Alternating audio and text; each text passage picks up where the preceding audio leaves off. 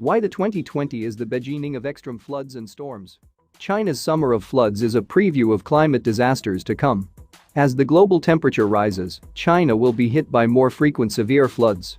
Can the country adapt in time? In early July, high school seniors across China were scheduled to sit for the Gaokao, the grueling two-day national exam that determines their college fate.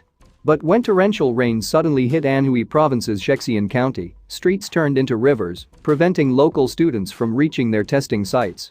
Shop owners were also hit by the deluge. Wu Yingqiang told China One Day, a Tencent Media Chinese language blog, that he arrived at his tea shop to find his loose-leaf varieties steeping in muddy flood water. He estimated that 90% of his merchandise was ruined.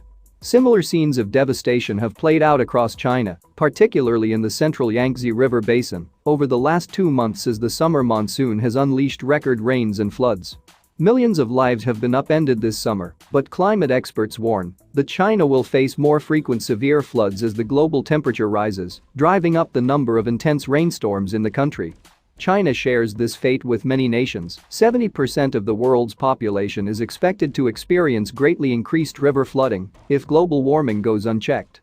This summer alone, flooding along the Brahmaputra River has displaced about 3 million people in India, and 1/4 of Bangladesh is underwater. Lower-income countries like India will have a higher mortality rate from flooding compared to China, according to a 2018 study, but China will also be greatly impacted.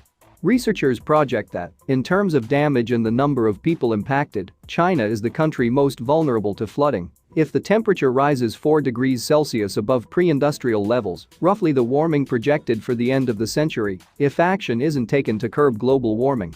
China's flood-prone Yangtze River basin is densely populated by factories, towns, and cities.